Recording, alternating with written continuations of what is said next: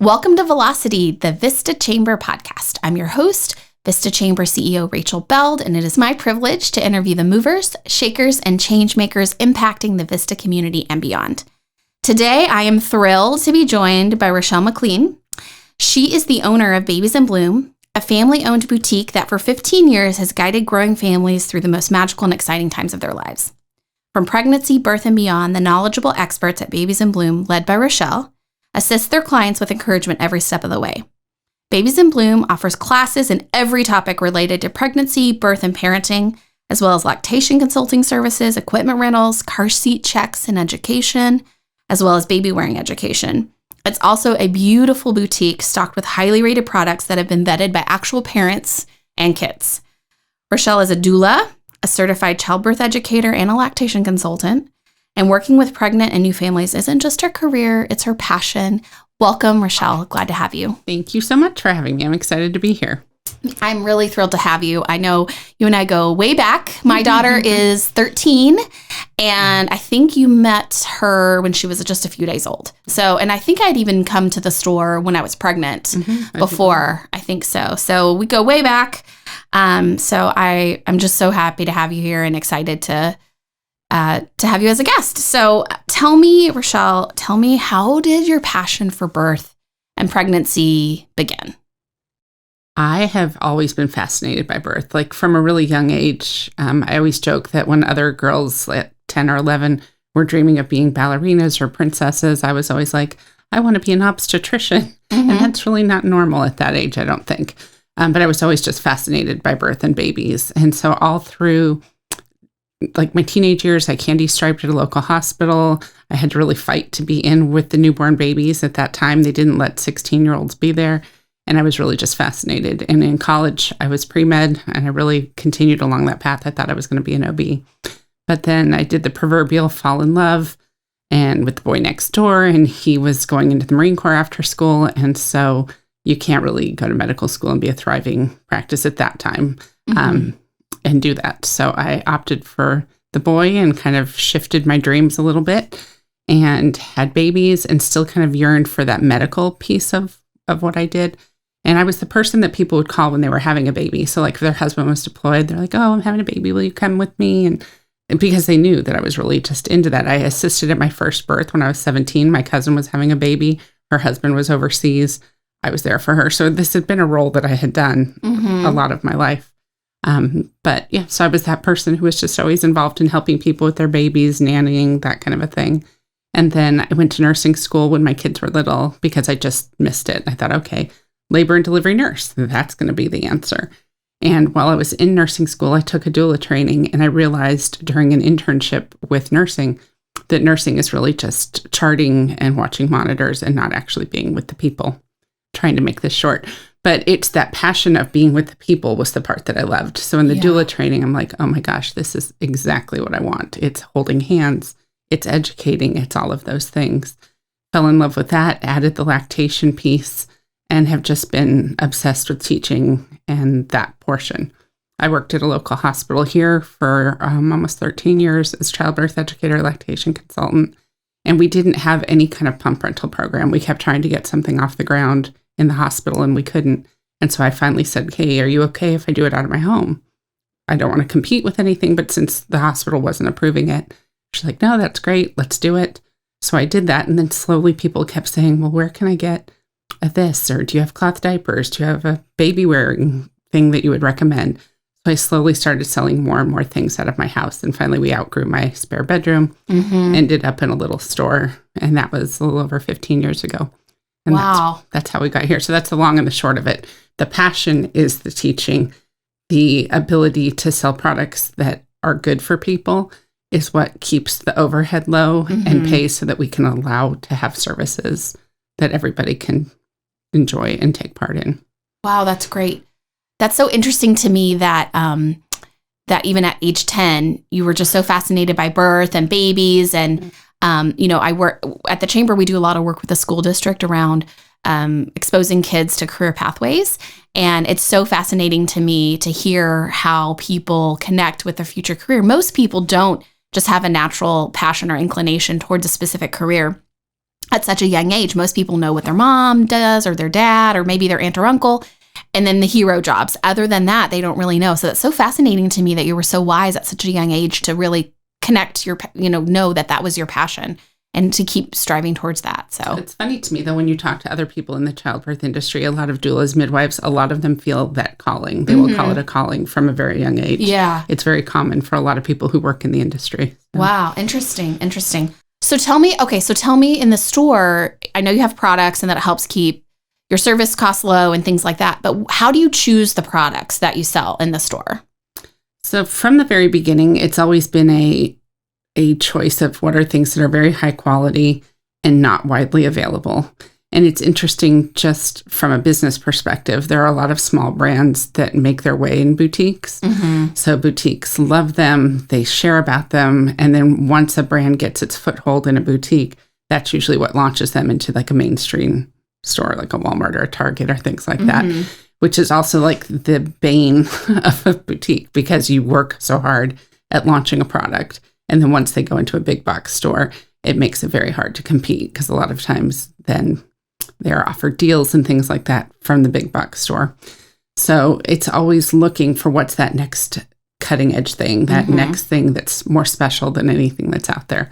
We don't carry a lot of things that are available easily on big box stores because we have very limited floor space. So we're not going to do something that you can go get at CVS that you can get down the street, but really focusing on things that are high quality. A lot of our things are more towards the natural organic bend. They always have been. And again, it's great that that's become more mainstream. 15 years ago, that was very hard to find. And then we like to have a lot of things that require education. So I think that a lot of times people want to see and touch things like car seats and things like that in person and actually understand how they work and how their kiddo is going to fit in them and things like that. Are you struggling to retain or attract frontline talent? Have you created a great work environment, but job seekers simply don't know about it? If so, Frontline Careers is here to help. Our assessment helps you improve your work environment and gives you the opportunity to earn our Frontline Friendly certification, which signifies you as a top employer. Now, through December 31st, all VISTA Chamber members get 50% off of their assessment. And if you mention this ad, you'll get an additional 5% off. The time is now. Email us at info@frontlinecareers.com or visit us at frontlinecareers.com.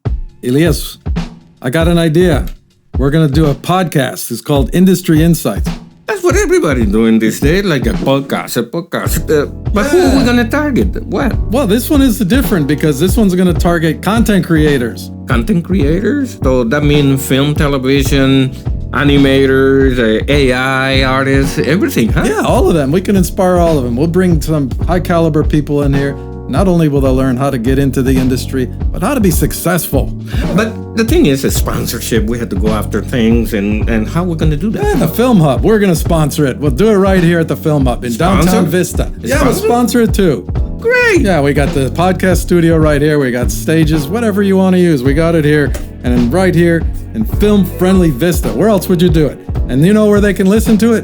Where? Tell me. Go YouTube, Spotify, iTunes, Apple Podcast. What about Metaverse? Meta what?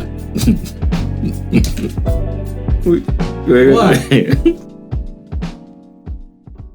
I think that's so true, especially around car seats or things that have to do with safety. It's really scary to leave the hospital with your tiny little baby in a car seat and to know that you're going to drive them in a vehicle and other people on the road. Like they don't just clear the road when you drive home with your baby. And to make sure that your child is as safe as possible and to have someone walk you through that process, I think is really valuable. So that's a good point. Well, I don't think people realize how highly educated our staff is. Like it's really important to me that everybody who works there has some level of education or certification. We have certified car seat passenger techs that work there, certified baby wearing educators, certified lactation educators. So I think that it's really important that when you're asking a question that that person there can actually answer the question. And a lot of times we've had people come in and ask questions and say, I was just at Nordstrom, I was just at this place, I was just at that place, and craving the information and trying to find someone who can actually answer the questions for them. Yeah, that's great. It's interesting too when you talk about the brands that kind of launch in the boutique and then eventually are go into the big box stores and then they have maybe a lower price point at that point, or maybe it's a slightly different product. I can think of one brand in particular that was really popular in a boutique when my daughter was first born, and that was like the only place to get it. And then moving forward, it's everywhere. And now I don't even know that you carry that. You probably don't even carry that brand anymore. It's a totally different brand. So that you would carry for a similar type product. So that's really interesting. Just the life cycle of for those businesses, how they get into boutiques and how they launch their brands, but also the impact for you that you have to continually be searching for unique and specialized products that people want and can find just from you. Because you're really competing with people, if you're a new mom and you're home with your baby, it's pretty easy to just hop online and buy something.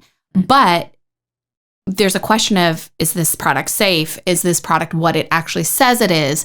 Can someone recommend it to me or show me how to use it? So that's like your secret sauce, really, is just that hands-on education and piece. It is. Well, and educating people how things work. Like there's been a whole lot of information finally put out in the last couple of years about the counterfeit baby products available on Amazon. So scary. And not the fact that people don't even realize that. And at first, the first brands or types of products that people started talking about were cloth diapers. And people were ordering, thinking they were ordering a certain brand's cloth diapers, but getting counterfeits. And they were complaining they were leaking, they were having issues.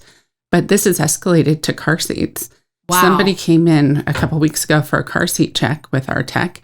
And she looked at them and she's like, this is a counterfeit car seat. This isn't what you think it is.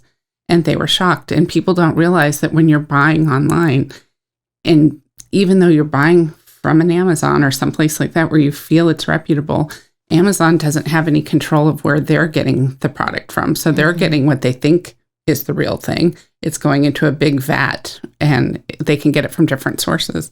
So these people bought something that they thought was an actual manufactured car seat from this company.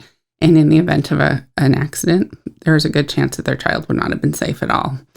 That's terrifying. So it's trying to get that word out to people that if you're saving money on things like that, there's probably something not true about it, right? If the deal is too good to be true, it probably isn't. And so education is so important on so many levels, not just about the actual product, but just about how the consumer portion of this whole thing works. Wow.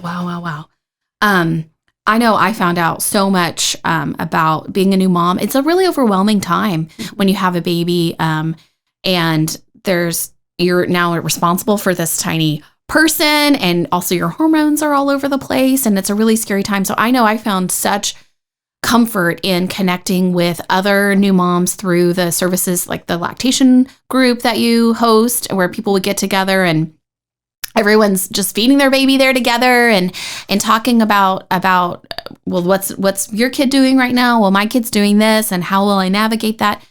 Do you think that parents today have it easier because of the internet and because of the connections that we can have either through online forums? I know you have an online forum for parents, or meeting in person. Do you think parents have it easier, or is it harder for parents now because there's so much information they feel overwhelmed? Like, what do you think? I totally think it's harder. When I teach our newborn care class, that's one thing I always say to them. I'm like, I do not envy you. I'm so glad I am not raising a baby right now, because I think the pressure that comes from mom groups, from podcasts, from articles, from Google, from all of the things, all it does is set you up every day to think you're failing. You can make a decision and think you're making the best decision, and find 3 different resources that are going to tell you you're wrong.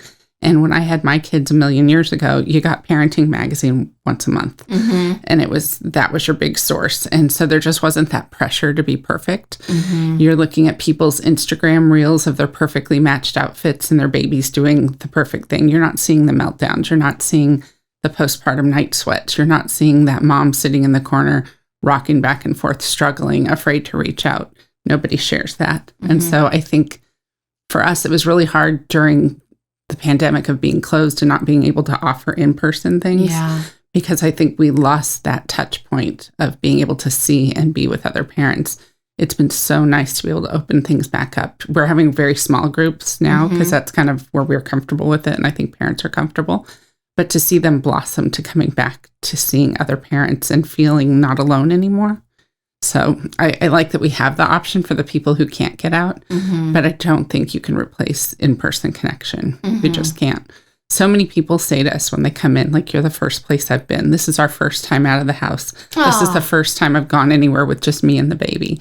And what an honor. That's what I was going to say. Like, we really appreciate that and feel very honored that people choose to come to us. And we find it our responsibility to love on these people as they come in the door and make sure that they get what they need emotionally, physically, all of the things. It's not just come in and here, let's give you some diaper rash cream.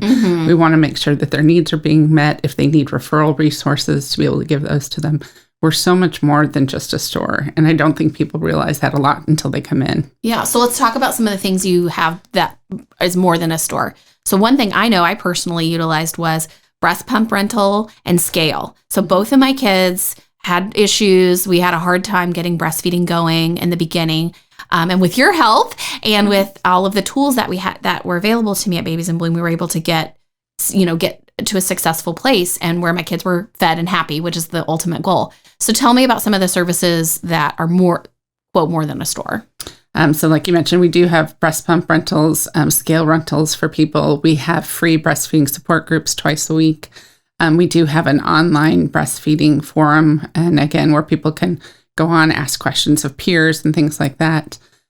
We have postpartum groups. We have one that's led from a marriage and family therapist that kind of focuses more on just the relationship changes and challenges and that kind of a thing. And then we also have a postpartum group that's led by an OT, and she's doing more of a connection with baby type class. So infant massage and baby wearing and those sorts of things. So kind of one way to get in touch with yourself and one to get in touch with your baby. We have baby wearing dance classes and then a ton of stuff for prenatal stuff. So childbirth education classes, newborn care classes, breastfeeding classes, infant safety classes, and then a lot more things on the horizon. Yeah. The one thing we used to do so much of is like baby classes, like art and music and stuff. And those are the teachers that we've just not been able to get back in person quite yet. So we're looking forward to that hopefully soon. Just last night, so my kids are 8 and 13. And just last night, while we were eating dinner, somebody at the table said something. And immediately we all just started singing a song from Music Together because it just sounded like this one part of a song. And we immediately just started singing from Music Together because that was a music class that I did with both of my kids at Babies in Bloom, when they were toddlers, essentially. So it's just funny how those things just really stick with us. And I remember, and after we were all singing the song, I said, oh, I'm going to see Rochelle tomorrow. I have to tell her that. So that's great. I want to ask you about your new location in downtown Vista. So I know you've had a couple of iterations of Babies in Bloom. You've grown throughout the years, but your previous location included a birth center. And I want to ask you about that experience of the birth center, like what was great about it, what was hard about it, and kind of why didn't you continue the birth center? Sure. So as you mentioned, like we've grown a lot. So when we started in a little teeny tiny, like literal 600 square foot store because we just weren't sure if being out of the bedroom was a safe space. And we quickly grew out of that. And we were in a really large location down kind of by David's Bridal there. And that was wonderful. We had a big classroom there. We were able to see that was needed, that we did need a meeting space.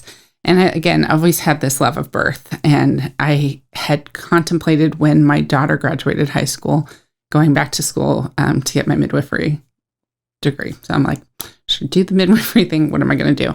And I was talking to a friend about the need for a birth center in North County because at that point there were none. And I'm like, I really need somebody to open one up here because I might go back, might get my midwife thing. This would be amazing. And she said, well, why don't you open one? And I kind of looked at her and rolled my eyes like, yeah, let me get right on that. And I went home and said something to my husband. And he is like the most clipboard and whistle, like straight line, no fuss, no muss, no adventure. I'm like, so-and-so said, why don't we open a birth center? And he looked at me, he goes, why don't you? I'm sorry. Who are you? Yeah. What have you done with my husband? And we did some investigation, and it took about a year and finding the location. The location turned out to be right around the corner from where we were. There was a medical park. All the pieces just kind of fell in. So it allowed me a way to serve the community in the birth way that I had yearned for forever. While keeping the boutique, we made half of the building the boutique. We had a large classroom, and then the other half was a medical facility. And so we were open there for about 7.5 years. And then COVID, right?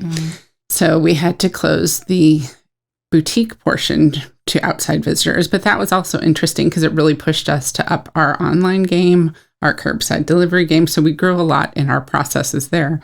And the birth center actually blossomed, if you would, because people were trying to avoid hospital birth at that point. They wanted to be able to give birth with their partner. So it was actually a really good time for the birth center. The landlord, who has many different commercial holdings at that point, had then decided to sell the building. So he came to me at the beginning of the year and said, look, the way things are going, I would like to sell the building. And if you would like to stay, you'll need to purchase the building. We're not going to be renewing leases. And at that point, I didn't have the multi-million dollars that he was asking for the building. Did not make that. So we made the very hard decision to let it go. And the people who ended up buying it, we weren't sure if they were going to want to occupy. And the people who ended up buying the building chose to occupy it with their business, which I understand. So it was bittersweet, but we were glad to have served the hundreds of families that we did for the 7.5 years that we did. And now I sleep all night and I'm not on call anymore. So there's that portion. And do you miss it though? I miss the families. I miss helping the families.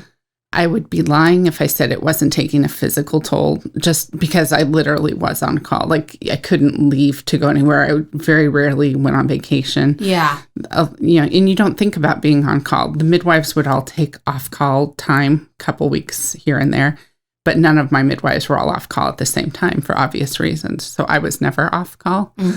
So I could be up having Thanksgiving dinner in LA with my extended family, get a phone call that somebody was in labor and have to leave. And after 7.5 years of doing that, like, that's why I say it was bittersweet. We kind of said it was like a blessing in disguise. So I was happy to have done it, but I was okay. And then we came down to like, did we want to open another boutique? Again, at the time with COVID being what it was a scary time to delve into actually opening up another storefront because so many storefronts were closing. And so we started looking at different places, and one of my employees suggested downtown. And I'm like, I don't know, let's go look and see what's down here. And lo and behold, the Chamber of Commerce had moved out of a very sweet little building, and we really liked the bones of what we saw there. And being down there has been so fun. So in all the years that we've been open, we've been in VISTA. We've just been around VISTA, not downtown. And the vibe downtown now is so fun. There's so many new and exciting stores down there. It's just been so fun to have all the walk-in traffic. And for the last 7.5 years, we were in a medical park. So there's no walk-in traffic unless you're like getting your eyes checked. And so then you walk over to see, what's this store over here? But so just the change in the feeling and the vibe of just having people just wandering down the street has been amazing. It's just really breathed life into what we're doing. That's great. That's great. And there are new new apartment homes downtown, and there's new customers for you and for all of the businesses downtown. And a lot of there's quite a few retail stores that all have like, you can kind of go into Babies in Bloom, and then you can go down the street to another boutique, and you can go to another spot and pick up different things that you need if you're shopping for gifts or you're shopping for yourself. There's a nice holistic approach to really getting everything you need right in downtown, I think. It's so complimentary. And I feel bad because for as long as I've been here, like, we lived in Oceanside for 20 years. And then a few years ago, we moved to Bonsall. So I don't actually live in VISTA. So people would ask me for VISTA recommendations. And I didn't have a good sense of it just because it's not where I lived. And being downtown, I'm like, all of the places to eat, all the places to shop. And the other store owners have been so amazingly welcoming. I mean, we had just barely moved in, and they were messaging us saying, okay, it's holiday time. We're going to do this all together. We're going to do that all together. So the camaraderie, I talk with new parents about how hard it is that their families are all over the country and that you don't have that little village. And as a business owner, it feels like that a lot. And we finally feel like we have our little business village. And I don't know, it feels good. The guy who owns the Jiu-Jitsu studio next door pops over. Do you girls need anything? We walk across the street to the new coffee shop. Like, it's just such a nice little hometown feeling. We're in love. We're never, ever moving. Yay. So that's great. I love it. I'm so happy to hear that. Word to my landlord. I'm never moving ever again. Well, maybe you still want a hard line on negotiations for that lease, though, right? I might move. I might move. Yeah, you might.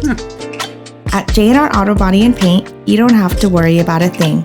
From minor dents and dings to major collision repair, we offer a worry, hassle-free experience with superior customer service. Our auto claim advisors work directly with your insurance company, so you don't have to deal with the headaches. Our certified technicians work on all makes and models to get your repair done right the first time. We stand behind our work with a lifetime warranty. Locally and family-owned, J&R Auto Body is here to serve the community. Call us today at 760-724-4923. Hi, it's Carrie from SOLATUBE Home in VISTA, California. If you're looking for ways to brighten and cool your home, we are your natural light and fresh air experts. We offer a selection of daylighting and ventilation products to help make your home beautiful and comfortable. And the best part of all is you won't be using any electricity to brighten up. We can bring beautiful, natural light into those dark spaces in your home, transforming them into beautifully lit spaces in less than 2 hours. No mess, no fuss, just amazing natural light to make your home look and feel great. If you're looking to cool off your home, we have a complete line of ventilation products to keep your home and garage cool. We want to make cooling and refreshing your home easier and more energy efficient than ever with our line of whole house fans, solar attic fans, and garage fans. Our certified installers carry the full line of SOLATUBE daylighting and ventilation products on their vans at all times. Installation can usually be done in about 2 hours. No messy drywall, paint repair, structural changes, or re-roofing needed. It's pretty much the easiest home improvement project you'll ever take on. At SOLATUBE Home, we offer no obligation appointments throughout Southern California. Visit our website at solatubehome.com or stop by our showroom conveniently located in VISTA at 2210 Oak Ridge Drive, or give us a call, 619-375-1629. We look forward to brightening your day. Okay, so tell me then about tell me about what's hard about the work that you do. Is there anything that's hard? Oh, I mean, there's always going to be a hard side, right? I think from the boutique status, the hardest part is the practice of showrooming. I don't know if you're familiar with the word showrooming.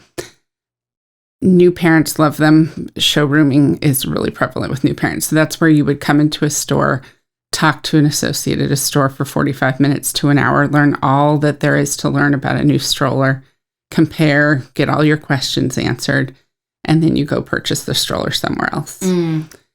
That is like disheartening. And we get that a lot because people want the hands-on information. They can't look online and test drive it. They can't go to a big box store and compare it. They're going to other baby chain stores and not getting the answers because none of the people who work there, not none, but not as many are qualified. So they come to us to get all the information, but then don't reward it with the sale. That's frustrating. That's frustrating. And that's not just us. I mean, that's something that's seen in a lot of retail stores, and people just don't realize that. I mean, when you go to the mom and pop hardware store and ask the guy how to use something and then go buy that tool on Amazon because it's cheaper, like you're paying, and most of the time, let me preface this too with saying that people assume that boutiques and mom and pop stores are more expensive. Almost every brand that we carry has a price that we're all set. So a stroller is going to be the same with us as it is going to be online, as it's going to be on Amazon, as it's going to be anywhere else. So I think people have that preconceived notion that it's more expensive, but it's actually not. But when people choose to buy big box and not from local stores, they don't realize that you're not paying for that generational knowledge and skill that's being taught to you. Wherever it is, if it's the fabric store, the woman who's cutting your fabric at the fabric store, she has some knowledge to impart. She's the one that you're going to and asking questions when your sewing machine's not working. Buy your fabric from her. Buy your thread from her. It's not just us. It's everybody. I get so passionate, especially like this time of the year. I get so buy local. Keep your little local stores open. Well, this episode is going to be released right before Thanksgiving, right around the Thanksgiving time. And so I think that's a perfect time to just put out a plea to everyone. You know, reward the knowledge that your local businesses have. Reward them with the sale. Yeah. It doesn't cost more. You're investing in your community. And when you shop at a local store, it pays the salaries for people who are your neighbors and friends. And really, local business owners are probably your neighbor or your friend or someone who goes to school. Their kid goes to school with your kid. I mean, it's just a no-brainer for me to shop locally as often as possible. And if you buy locally and then you have a question or you have an issue or you have a challenge, you can walk in and talk to somebody. Correct. It's not a robot on the computer who's answering your question about your issue. So you're preaching to the choir, but hopefully all of our listeners as well understand the importance of shopping locally, especially when you're coming in and asking questions and spending so much time. I wasn't familiar with the term showrooming, but I don't like it. I'm anti-showrooming. We all are. Yeah. And if you think about it too, it's not just even the salaries of your community. When you watch Little League, like it's your local stores that are sponsoring that. When you go to charity events, it's your local businesses that are sponsoring that. All of the money that goes back into a community, the grand majority of that is put in by small businesses. And if you want to continue to have small businesses around, if you want a thriving downtown, you have to support them. Otherwise, it's just going to be a bunch of boarded up stores. I mean, it really is. Yeah. Wow. That's great. That's great. Okay. I have one last thing to say before we jump into our rapid fire, and that is that I have to shout out your website. So the Babies in Bloom website has so much great information, like tips on everything for new parents. You can also look at some of the products you have available, find out about your classes and everything. I really think your website is a fantastic tool. In fact, my sister, who doesn't even live here, has 2 young ones. She has 2 little bitties. I send her to your website. I know she reads the articles on your blog and checks out your articles all the time. So I have to give a shout out to the website, which I will put in the show notes so people can check it out. Well, thank you. Yeah, we want it to be informational. So it's not just come to our website, look at our products. We try to post several times a month, like actual articles about health and safety and pregnancy and nutrition and things that are useful for people. And it's vetted information. It's not the same as looking at Instagram and clicking on someone's link of an article that's not scientific or anything like resources. that. We have cited our resources. Great. That's fantastic. That's fantastic. Okay. So let's jump into my rapid fire questions that I ask every guest at the end of every episode. So tell me a book you think everyone should read. You know, this is the question that I was most struggling with. And I kept thinking about this because I do not read for pleasure anymore. Isn't that horrible? Like, I have a whole... It's hard when you're busy. I have a stack of like books that I should be reading on my nightstand where it's like all these things about minimalism and productivity and all of these other things. And what I'm reading is mostly like silly, trashy, beachy reads or romance novels because when I'm reading, I want to just escape. Yeah, so good. I would say I would want somebody to read something that completely takes their mind off of what they're doing. And I'm sticking with it. Okay. I know there's... Do you have an author that you recommend for a good trashy beach read? It's funny because we were talking before this started about Judy Blume books because we all love her books when we're younger, but she writes some very adult novels. She does, too. And they're really good. They're juicy. See, so Judy Blume. Judy Blume. She crosses your whole thing. Yeah. Do you follow her on social media at all? I do not. Yeah, she has some pretty good social media presence with some wit and wisdom. There you go. There you go. Okay. Tell me a song you love, a song you always have to turn up. You got to tap your toe. You got to sing along. I will turn up anything disco genre. Okay. I mean, Saturday Night Fever soundtrack is kind of where it's at. Okay. Because I was driving my son to school all the time, like in the late 2000s. I'm also into a nice little rap thing. Okay. People look at me and think that I would listen to like soft, quiet Air Supply 80s, whatever. Mm-hmm. And no, I am really about anything that's real high energy, like workout music. Okay. Toe tapping. Okay. I will go down on a dance song all night long. Okay. I love it. That's great. All right. Tell me something that inspires you. Honestly, I am inspired every single day. This sounds cheesy, but by the moms who walk through my door. Mm-hmm. Like it's not cheesy at all. Every single day. Because so many of them are doing it, and it will choke me up to talk about it. If you think about how it was 50 years ago, people were raising babies with their moms close by, their aunts, their sisters. It was that extended family was all so close. And being a military family, it was normal for me to be far from family and see so many of us far, but we gained family, right? Your friends who were family because those friends were those people. But to see these new parents just trying to get it day to day on their own with little support, and they're doing it. And they're coming in scrappy some days and just, one mom bun tucked up yoga pant drag through the door kind of way. But I'm like, you did it. you got out, you got here, you're getting help, you're getting whatever you need. And I think the ones who are struggling the hardest, who still make it out the door to get help, just, to be in that place where you're struggling and ask for help, or come and just say, I don't know what I need, but here I am. Who cannot be inspired by that? That's such strength, to do something for this little baby that you love so much that you don't know how to help, but you just reach out for somebody. Asking for help is one of the hardest things you can do. I'm inspired by people who actually ask for help. Shout out to those moms. Shout out to those moms for sure. And it's such a raw place to be too, when you're a new mom and you just don't know. You don't even know what you don't know. It's hard. So yes, I agree. Shout out to the moms. Okay, tell me a VISTA business you think deserves a shout out and why. Oh gosh, like all the VISTA. Can I say everybody in downtown? I'd like to shout out my street. I love my street. So I think our street is really special. I love, and now I'm going to butcher his name. I think it's North Coast Jiu-Jitsu. They are the nicest, kindest people. The thing that I love is the owner, Jake, is always willing, like, how can I help you? Do you guys need anything? He tidies up the front of his store, and he'll always come over and blow the front of our store. And he's just a kind person, but his students are all really, really kind. And he just did like a free self-defense for women's class, just for women, just so that they could feel more empowered. So I love, again, businesses who give back like that. And we're super excited that Archer's Arrow Coffee Shop just opened across the street. Again, it's a small business trying to make it in a big chain coffee world. And I'm excited to have them on our street. That's great. I love both of those. Those are both great. And they're both chamber members too, so gold star for that. That's awesome. Thank you so much, Rochelle, for joining me today. It's great to talk to you, and I feel like you're just the kind of person that I feel like I could talk to for hours and hours and hours. You have so much wisdom, and you have such a calming presence. I don't know if I've ever told you that, but I don't know if you know this about me, but I'm kind of high energy.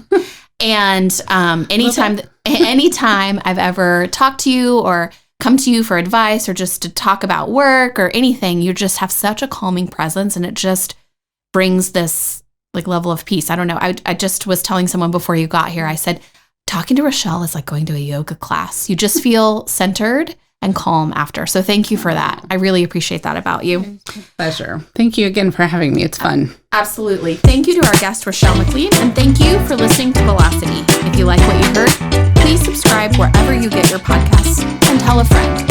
Help us move VISTA forward with Velocity. The VISTA Chamber of Commerce is a nonprofit organization that serves as a catalyst for business growth. Visit us online at vistachamber.org.